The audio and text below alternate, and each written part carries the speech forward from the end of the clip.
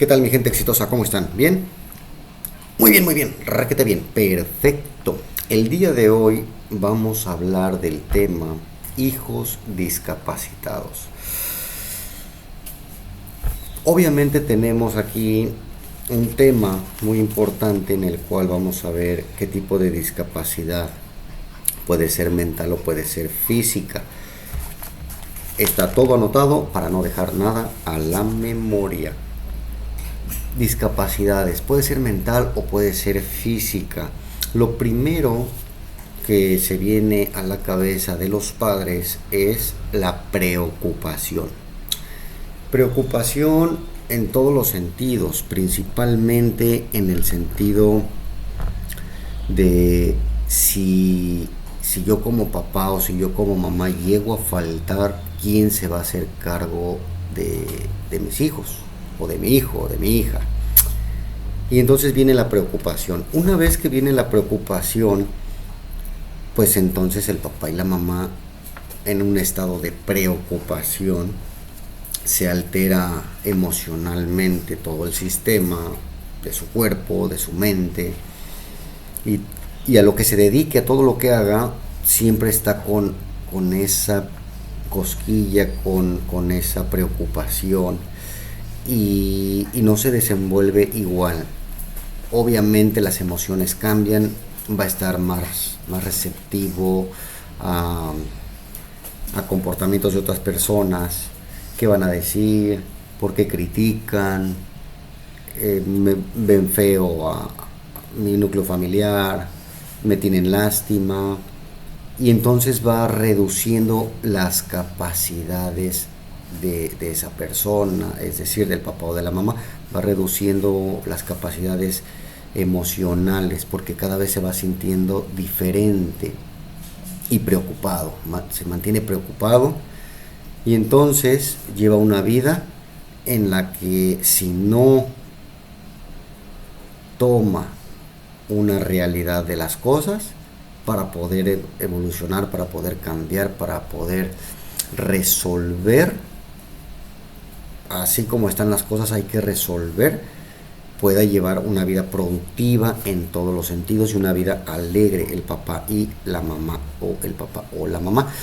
En la mayoría de los casos, desafortunadamente, sucede que cuando nace un hijo con una discapacidad mental o física, el papá se va, no puede con la carga, y la mamá se avienta este paquete en el que es sometida a muchas críticas por cómo trata al hijo, pero la gente no sabe lo difícil que es estar con un hijo discapacitado, porque te necesita como papá o como mamá 24/7.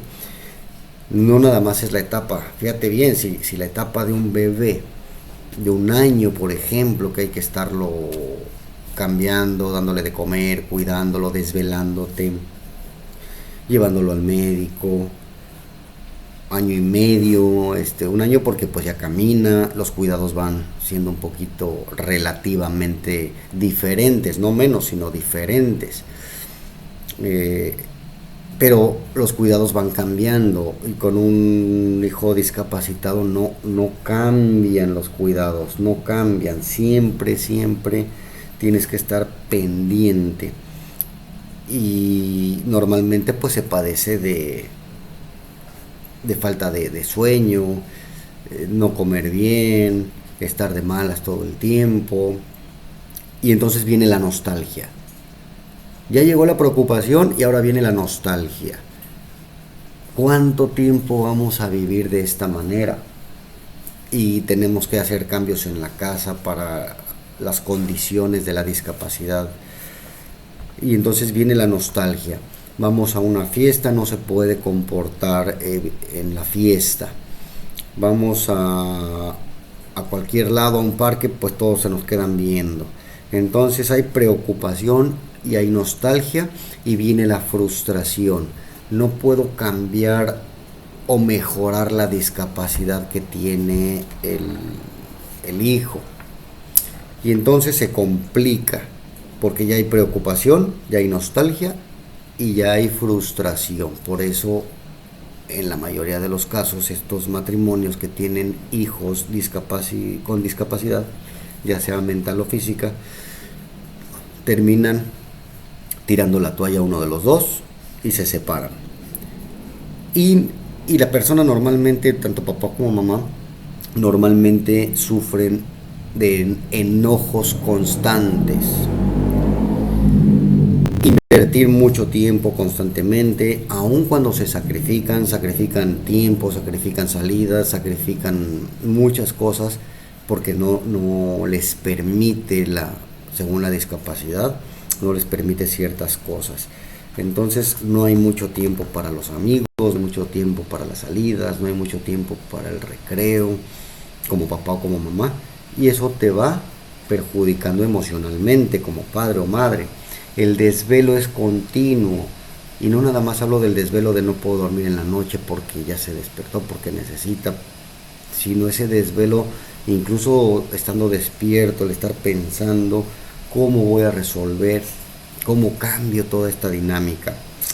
Por ende, después de cierto tiempo, al papá o a la mamá que está al cuidado del menor con discapacidad, ya sea física o mental, pues le va a venir una depresión y le va a venir una ansiedad con la que tiene que estar lidiando. No nada más tiene que superar los hechos del hijo discapacitado o hija, sino que ahora tiene que superar su propia depresión y su propia ansiedad. No se puede tirar a la depresión, y con depresión hace todo lo que tenga que hacer, y con ansiedad hace todo lo que tenga que hacer, pero se está acabando más esta persona.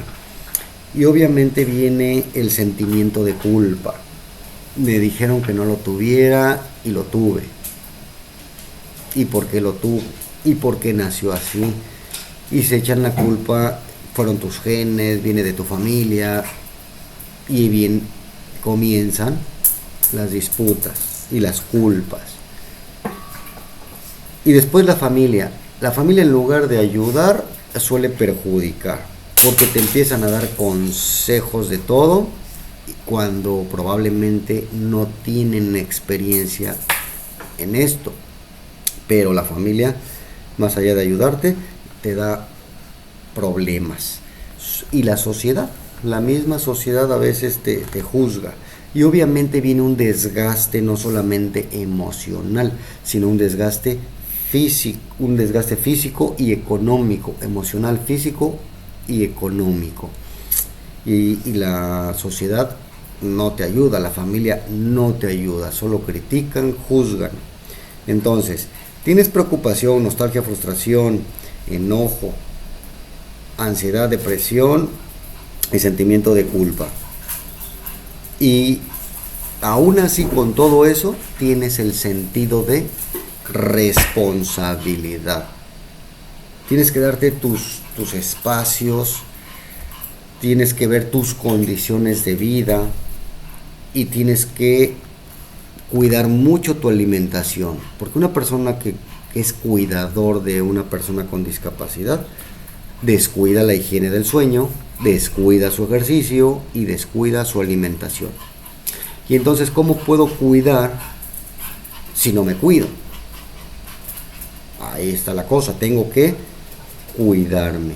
Y por último viene obviamente el aislamiento social. Mejor me aíslo porque pues la gente me critica, la gente no está a gusto y comienzo a aislarme, cuando tiene que ser todo lo contrario. Ver comportamientos dependiendo de la discapacidad que tenga tu hijo o tu hija, pues es lo que hay que ir estudiando y analizando. ¿Cómo es mi comportamiento como progenitor, como papá, como mamá?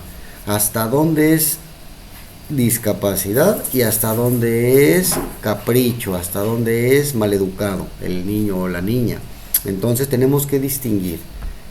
Tiene esta discapacidad, ok, y hasta dónde deja de ser discapacidad y ya es capricho y mal comportamiento.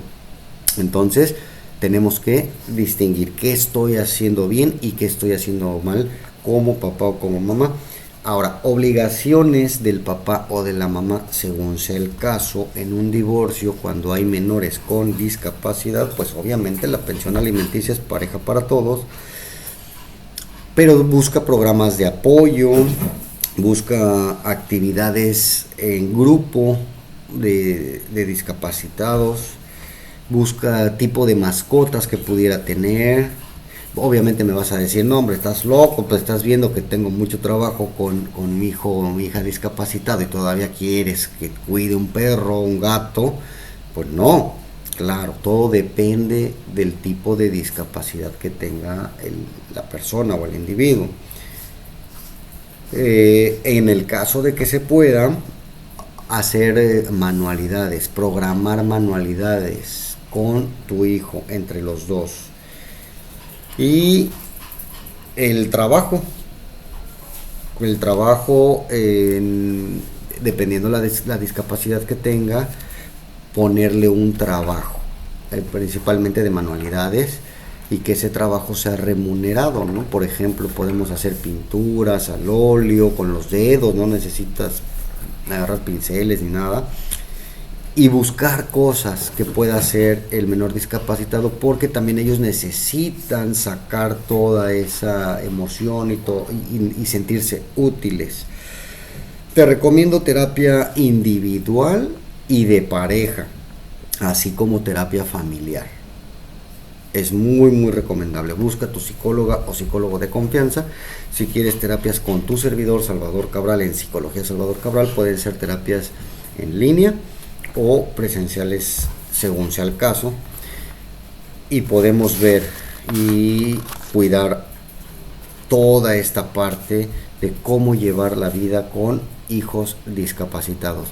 Espero que les haya gustado este video. Recuerda que puedes lograr lo que te propongas, solo ve y hazlo. Tu éxito es mi éxito.